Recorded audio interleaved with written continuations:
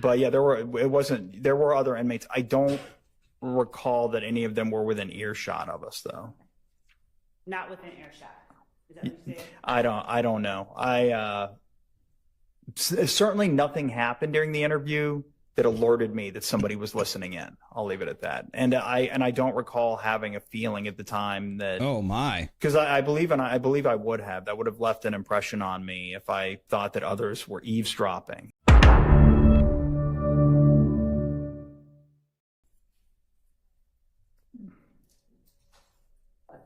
Who went with you when you talked to Mr. Wright? The aforementioned, the investigator I mentioned yesterday, David White.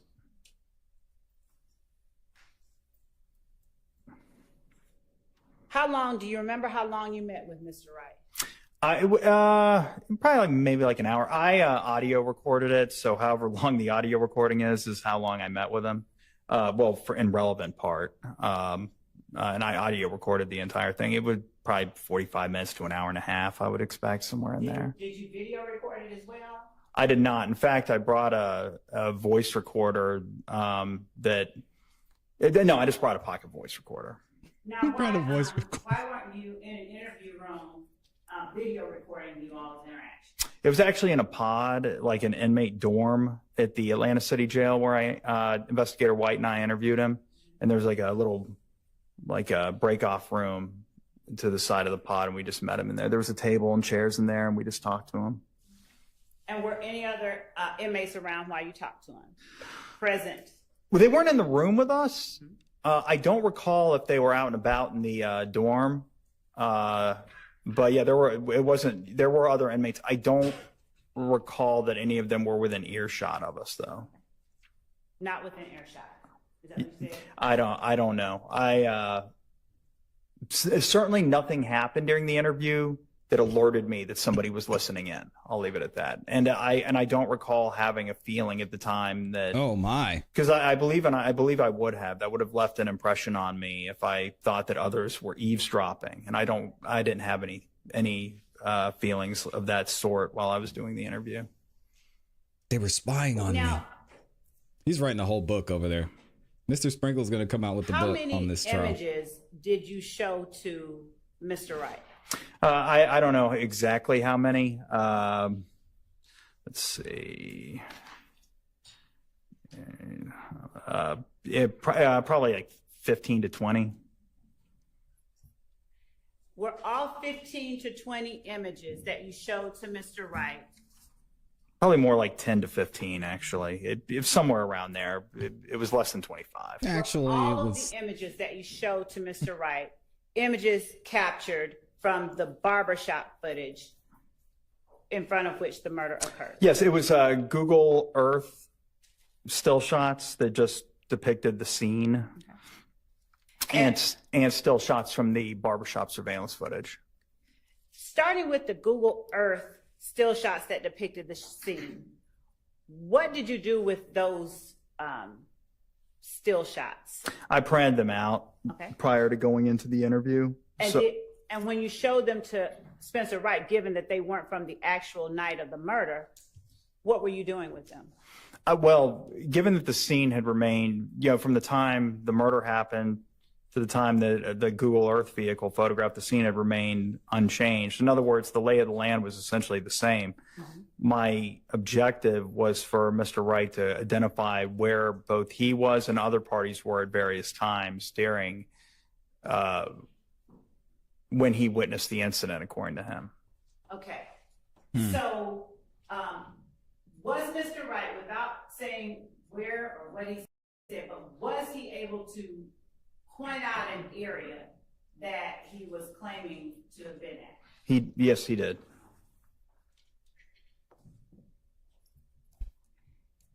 And was that area also captured in the surveillance footage from the barbershop? It was.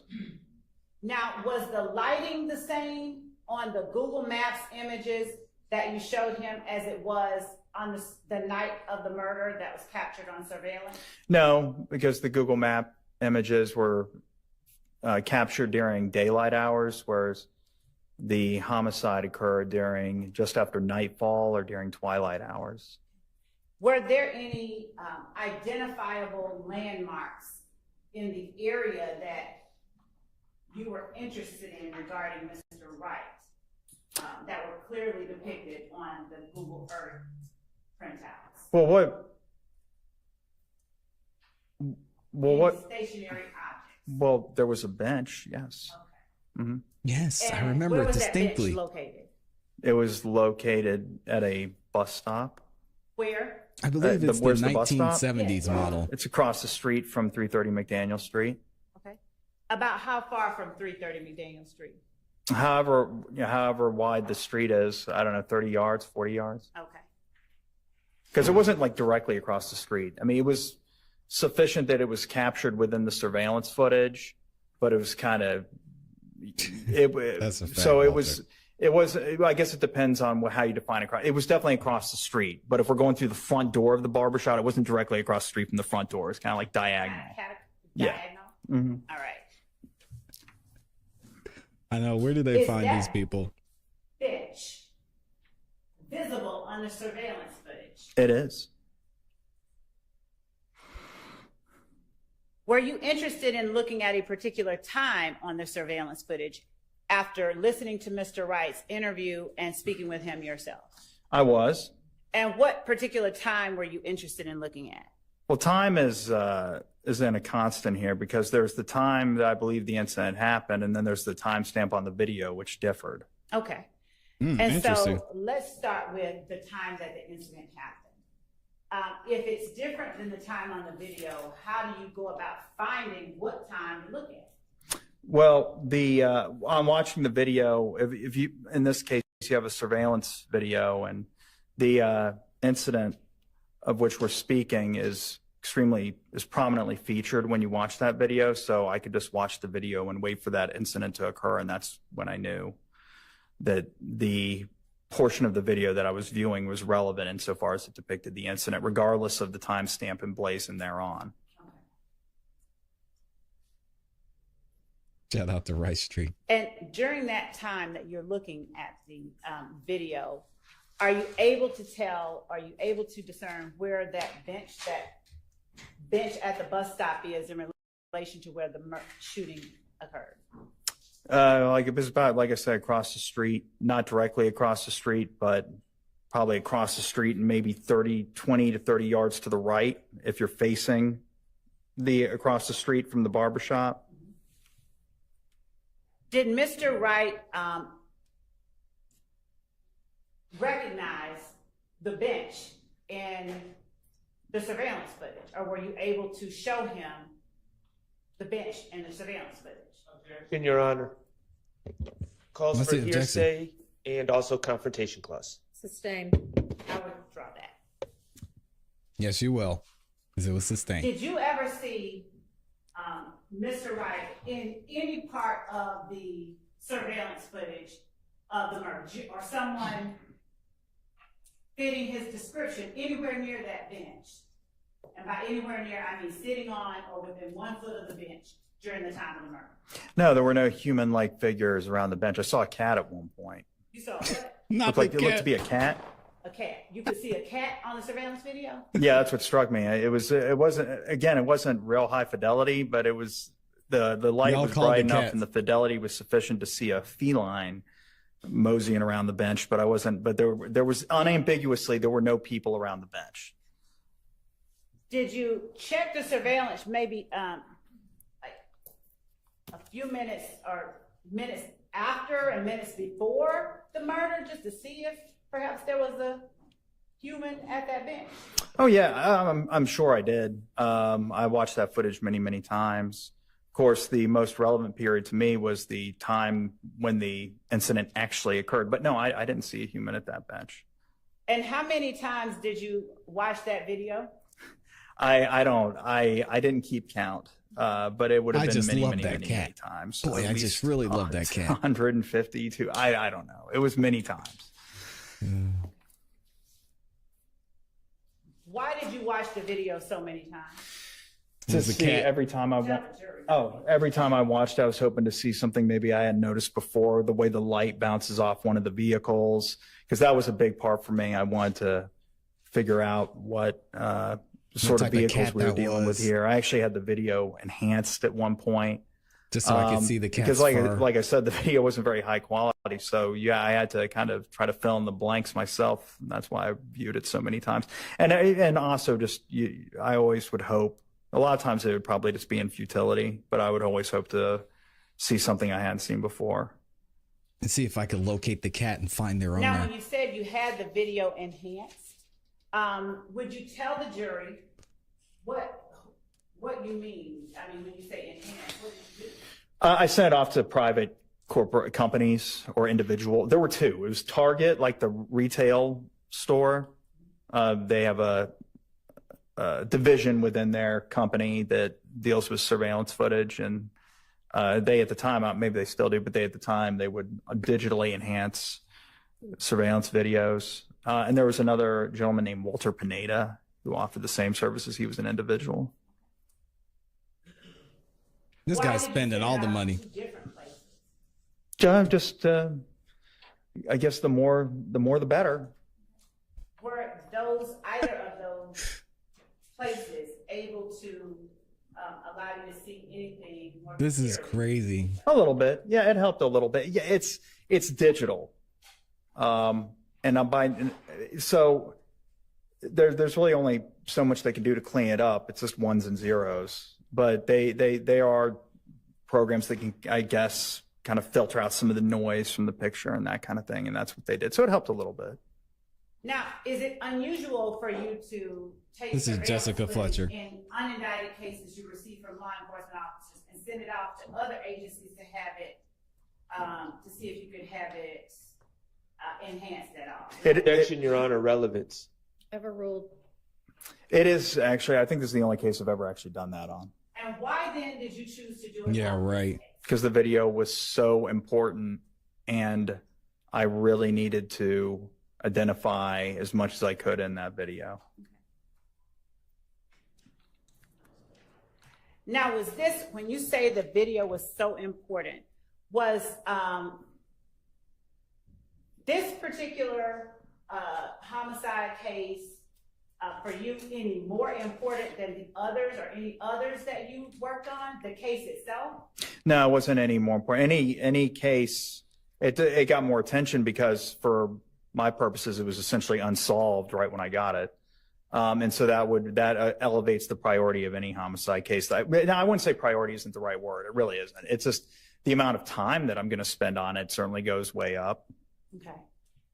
And when you said it got more attention because it was unsolved, how often did you get unsolved cases in your capacity as an unindicted homicide? Objection, relevance. Overruled. Wow. She's Not letting it very fly today. often, thankfully. The police don't normally make charges on. Relevant and non-responsive. Sustained. Okay. So, Sustained. all right, when you say not often, can you tell the jury approximately how many unsolved homicide cases you've worked with during your time? And it doesn't have to be an exact number. Just approximately. Because my follow-up question is going to rely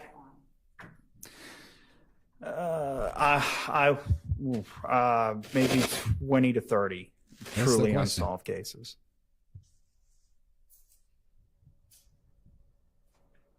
In those other 20 to 30 cases, did you perform acts or investigations in the same manner that you performed your investigation or further investigation of this particular case? I did.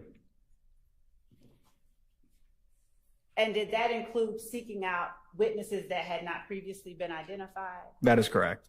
Did that also include finding jail calls It that did. had not been identified? It did. Did it include going out to scenes? It did. Did it include interviewing people who had already been interviewed?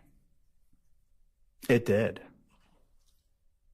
And He with does those his other job. cases, did you include, as part of the case file, recordings that you conducted, recordings of persons that you conducted interviews with? Yes. And did you include any cell phone data, jail calls, social media, things of that nature that you found during your independent investigation of the case? I did.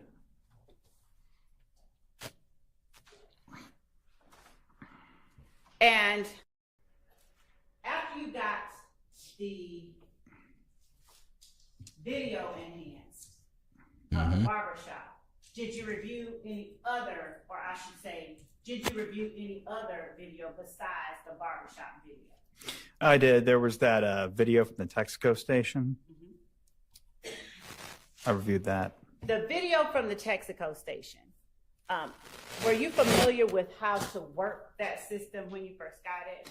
Well, I didn't, when you say system, I didn't receive the original recording apparatus. Okay. But the software, yes.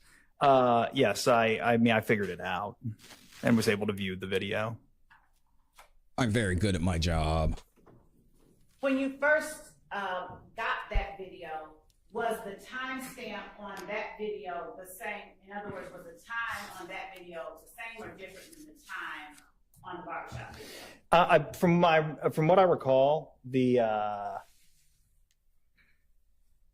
barbershop surveillance video is considerably more accurate than the video from, or excuse me, the Texaco station video is considerably more accurate than the barbershop video, if not entirely accurate. Okay.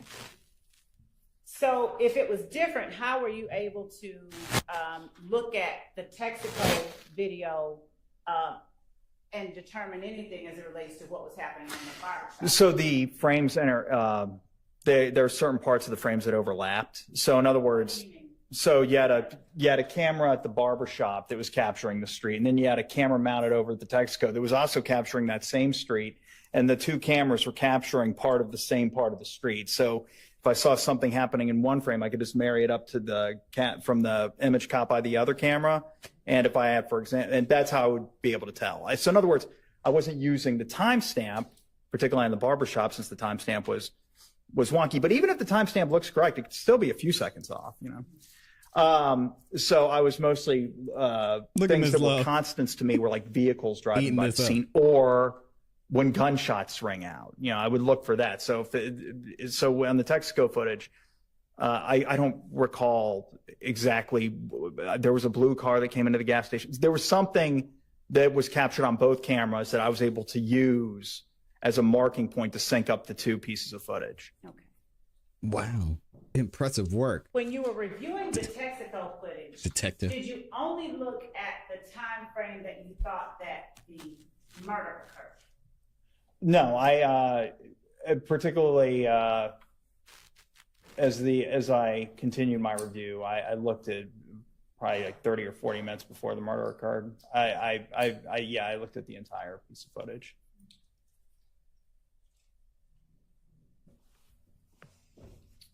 We're going to come back to the Texaco footage, but I want to ask you, after looking at the Texaco footage, did you do anything to identify persons or objects that you saw in the Texaco footage? I don't care about objects. What about people? Would you tell the jury how you went about identifying certain persons and objects? And if you need me to clarify, ask me to clarify. Well, there was, and without getting into, all right. So there was an event that occurred on the video. First thing is that I was looking for something specifically that, based on other evidence in the case, I'll just keep it broad or general here. Based on other evidence of the case, I suspected I was going to see on the video. And then as I watched the video during that time frame, I did in fact see what I thought I was going to see. Did or did not? I did. Okay. And it was a vehicle specifically. There was a certain vehicle, and when I saw it, based on other things that I had seen, and specifically I'm talking about social media records, photos, and cell phone tower data, I thought I wonder if this person is at the gas station. And when I looked at the footage, I said, oh, well, I recognize that vehicle from social media. And then as I continued to watch the footage, I recognized one of the people that was inside. It was a passenger in that vehicle. Did he say he recognized the vehicle from social media? Hold on a second. Sorry, y'all. Sometimes I'm a little bit slow. And I have to replay at the things. footage, I said, oh, well, I recognize that vehicle. It was at the gas station. And when I looked at the footage, I said, oh, well, I recognize that vehicle from social media. And then as I continued to watch the footage, I recognized one of the people that was inside. It was a passenger in that vehicle because that person walked into the store and they got close to the camera. And What does he mean he recognized it from social media? What does that mean? And because they were close to an interior surveillance camera in a well-lit store, I was able to see their face. And then as other things happened around this vehicle that I recognized in the footage,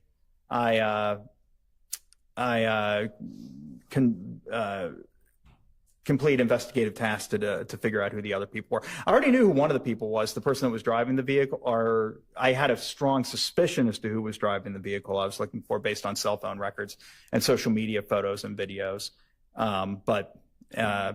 So I already knew right when I saw it.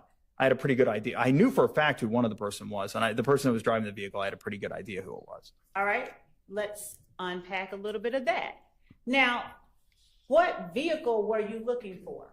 It was a 2002 Pontiac Bonneville, What color? gray. That's an 02. I said Why were you 99. looking for, better yet, did you have a particular reason for seeking out that vehicle? Your Honor, calls for hearsay. I haven't asked him what anybody said.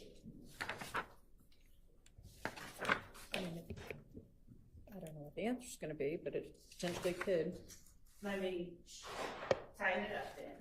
Was there a particular person of interest to you based on what you had learned during your investigation up to that point? Objection, calls for hearsay. Sustained. Amy's going. Were you looking for any particular gray Pontiac Bonneville? There was one particular gray Pontiac Bonneville that I was interested in, yes. All right. And who did that Pontiac Bonneville belong to? It either belonged to or is associated with a man named Javoris Bradford. Is there a nickname for Javaris Bradford? Tuda, Tuda. All right. To the window. Now, did you attempt to locate any social media footage that related to Javaris Bradford or Tuda? I did. Would you please turn to the jury and tell the jury how you went about locating social media accounts associated with Javaris Bradford or Tuda? Oh, here Well, we go. I Getting just into the social media. searched for him probably on Facebook first, because particularly back then it was easier. And I either found him or a family member on Facebook, and then browsing the family member's profile. And They're this may gonna not cook be this, exactly dude. how I did it, because I don't recall exactly how I found Mr. Bradford's Instagram page. But somehow or another because on Instagram he went by the moniker I'm_living_great at the time. Mm-hmm. And so basically on probably starting at Facebook, finding family members, fanning out, and then on finding him on Facebook, finding maybe where he screenshot an Instagram page and pasted it to his Facebook. That would be how I would have found his Instagram page somehow. And then, and like I said, his Instagram name was I'm_living_great. And did he have himself Great depicted name. in that Instagram footage? I'm going to object. That's hearsay. Overruled. What did he have He himself likes the hell out of his depicted job. in that social media footage or social media information that you saw with any kind of vehicle in particular? Yes, it was a 2002 Pontiac Bonneville. Gray? It was. Okay.